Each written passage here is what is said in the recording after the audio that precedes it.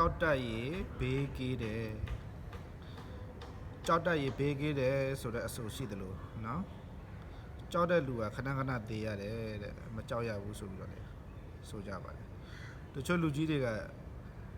ဒီလိုဒီအယူဆတွေကိုလက်ခံထားတာပေါ့နော်ကြောက်တဲ့လူကတဲ့နော်မကြောက်ရဘူးတဲ့တော့ကြောက်ရင်ခဏခဏသေးတယ်တဲ့အဲ့တော့ဧကုတ္တရနိကေဒုက္ခနိပါဒပါဠိနော်ကာမကရဏဝက်ဝိသသောဆိုပြီးတော့နော်ဝိသဆိုတာကပါလေဝါယေဝဇဂဝနလို့စစ်ဝိသသုတ်တာဆိုတာအပြည့်ကိုပြောနော်အပြည့်ဝိသဆိုတာကအပြည့်ကိုပြောတာ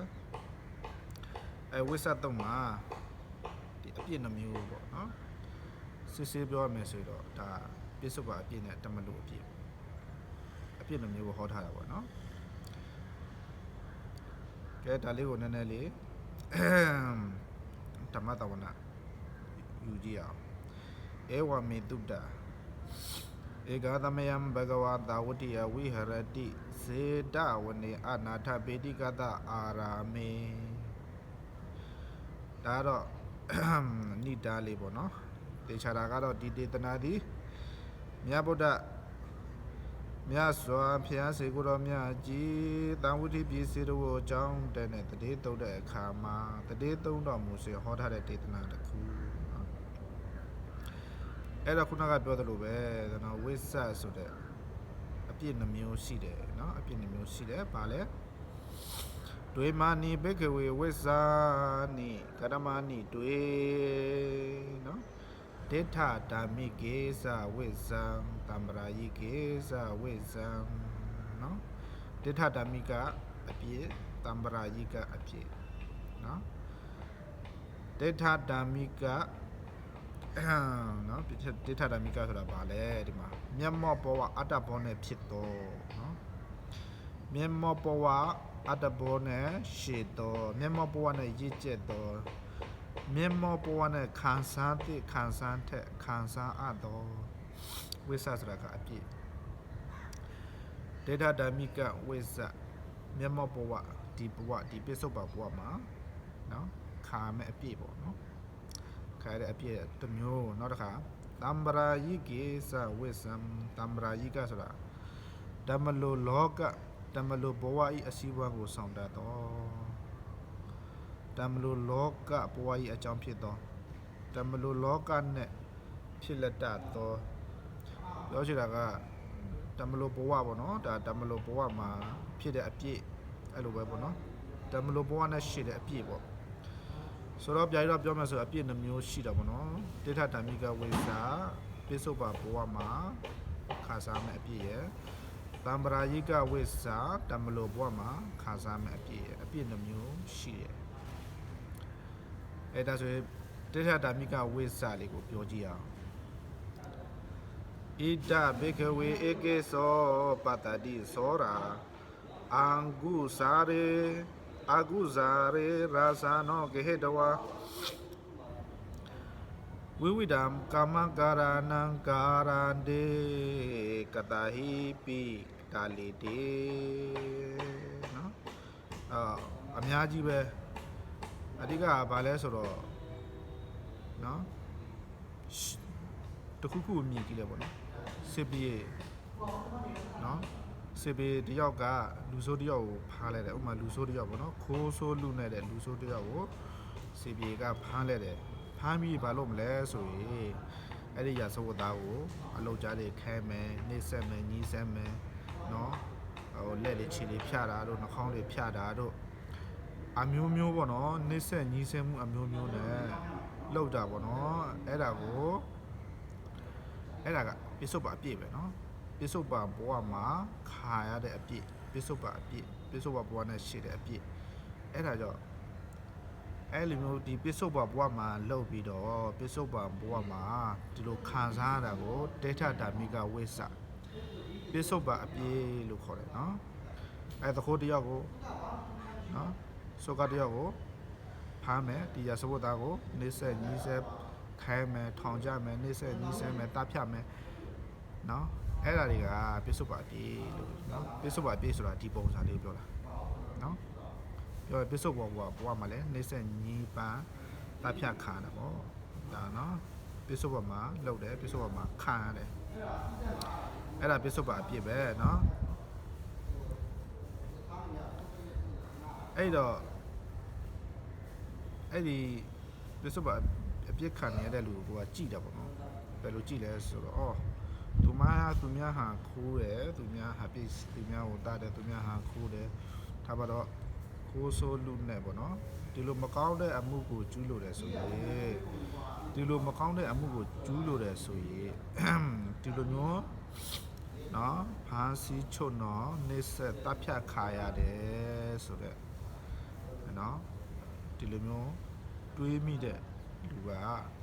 နော်အဲ့လိုတွေးမိတဲ့လူပေါ့နော်အဲ့လိုတွေးမိတဲ့လူကအဲ့ဒီဟာဒါဆိုရင်ငါလဲ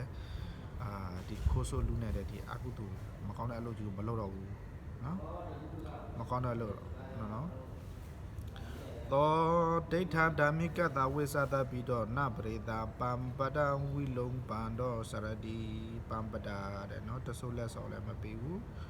ဝိလုံပံတော့လူရဖြက်ရှိတာတွေမလုပ်ဘူးပြောချင်တာကပြစ္ဆုတ်ပါဘဝမှာအပြစ်ခံရတဲ့လူကိုကြည်ပြီးတော့သူကကြောက်သွားတာပေါ့နော်အဲ့လိုမလုပ်ဘူးပေါ့နော်အဲ့ဒီပြစ္ဆုတ်ပါဘဝမှာခံရတဲ့အပြစ်ကိုလွတ်အောင်အဲ့ဒီအပြစ်တွေကိုကြောက်တာပေါ့နော်အဲ့ဒါကြောင့်နပရိဒါပံပဒံဝိလုံပံတော့သူတို့ဘရဲ့ပစ္စည်းဥစ္စာတွေကိုခိုးဆိုးလူနဲ့နော်မလုပ်ဘူးနော်အဲ့ဒါကတစ်ချက်ပေါ့ဒါကတိဋ္ဌဓမ္မိကဝိသပြစ္ဆုတ်ပါအပြည့်နဲ့ပတ်သက်ပြီးတော့ရှင်းလေးချက်လေးတွေနောက်တစ်ခုရှိသေးတာကနောက်ဒုတိယအချက်ကပါလဲတမ္ပရာယိကဝိသနော်တမလို့ဘဝမှာရှိတယ်ခါရမယ်အပြည့်တမလို့အပြည့်ဆိုတာကတော့သူကိုကနော်ပြစ္ဆုတ်ပါဘဝမှာထားပါတော့ဒီလိုမျိုးခိုးဆိုးလူနဲ့ရဆိုးသားတယောက်ကိုစစ်ပြေးတဲ့ဖာချီချွတ်တော်နီးဖာစီချွတ်တော်ညီစက်တပ်ဖြတ်ခါရတာကိုကြည့်ပြီးတော့ပြစ္ဆုတ်ပါဘဝမှာနော်ကြည့်ပြီးတဲ့အခါမှာကိုလည်းဒီလိုမျိုးအကုသိုလ်တွေလုပ်မယ်ဆိုရင်နော်ဒီလိုမျိုးအကုသိုလ်တွေလုပ်မယ်ဆိုရင်နော်ကဲဟိုခွဲပြီးတော့ပြောမယ်ဆိုရင်ကာယဒုစရိတတွေကိုလုပ်မယ်ဆိုရင်ငါကာယဒုစရိတလုပ်မယ်ဆိုရင်နော်ဒါပြစ္ဆုတ်ပါမှာလည်းခါနေရပြီနော်ငါကာယဒုစရိတတွေကိုလုပ်မယ်ဆိုရင်ဘာဖြစ်လဲအပိတံပရာယနော်အပိတရမလာဘဝတိမှာလည်းနော်ဒုက္ခဝိပါကောမကောင်းဘူးပေါ့နော်စီရတဲ့အကျိုးတွေဖြစ်မယ်မကောင်းတဲ့အကျိုးတွေဖြစ်မယ်ဝစီဒုစရက်တွေကျူးလို့နိုင်မယ်ဆိုပြီးနော်ဝစီဒုစရက်တွေဆိုတာကအပြောနဲ့ပတ်သက်ပြီးတော့နော်ဝစီဒုစရက်တွေကိုကျူးလို့မယ်ဆိုရင်လည်းတမလို့ဘဝမှာမကောင်းတဲ့အကျိုးတွေပဲဖြစ်မယ်တမလို့ဘဝမှာမကောင်းတဲ့အကျိုးတွေဖြစ်မယ်မနောဒုစရက်တွေကျူးလို့မယ်ဆိုရင်နော်ဘာဘကောတောခဝိပံကောအပိတံပရယတမလို့ဘဝမှာမကောင်းတဲ့အကျိုးတွေပဲဖြစ်မယ်ဒုက္ခတေဝိနိပါဒာနိရယနော်အဘယ်ထိရောက်နေတယ်ဆိုတော့ပြစ္ဆုတ်ပါအကျုံးပြစ္ဆုတ်ပါကြည့်ရတော့လေအခုလုပ်တယ်အခုခါရတယ်တော်တော်ကြောက်စရာကောင်းတယ်ဒါမလို့အတွက်တွေးမယ်ဆိုရင်လေကိုလုပ်တဲ့အကုသိုလ်တွေကနော်ဒုက္ခဝိပါကမကောင်းတဲ့အကျိုးတွေပဲဖြစ်ရှင်နေတယ်နော်အဲဆိုတော့ပြစ္ဆုတ်ပါရဲ့ဒီအပြည့်တွေကိုလည်းကြောက်လဲဒါမလို့ဘဝမှာခံရမယ့်အပြည့်တွေကိုလည်းကြောက်သွားတာပေါ့နော်အဲ့ဒါဘယ်လိုဖြစ်သွားလဲဆိုတော့ဣတိဝစတိဣဒဝစတိဘိခဝေတံပရာယိကဝိသနော်တံပရာယိကဝိသဆိုတာခုနပြောပြီနော်ကာယဒုစရရှေဘာကာယဒုစရရှေဘာကိုပြုကျင့်မိတယ်ဆိုရင်နော်နော်တမလို့ဘဝမှာမကောင်းတဲ့အကျိုးတွေခံစားရမယ်အပေဖို့တွေရောက်မယ်အဲ့ဒါကြောင့်ဘာလို့ ရလဲဆိုတော့နော်ကာယဒုစရတွေကိုရှောင်ကာယဒုစရတွေကိုပြုကျင့်ဝစီဒုစရတွေကိုရှောင်ဝစီဒုစရတွေကိုနော်ဆောင်ရွက်ရမယ်နောက်မနောဒုစရိုက်တွေကိုဆောင်ကြည့်ပြီးတော့မနောဒုစရိုက်တွေကိုကြည့်ကြပါမနော်ထုံမွားမှာပေါ့နော်ကြည့်ကြမှာပေါ့ပြောဟိုကြာဟိုပေါ့ကြာနိုင်အောင်လုပ်ရမှာပေါ့ဒါကသမ္မာကြီးကအပြည့်နော်အဲ့တော့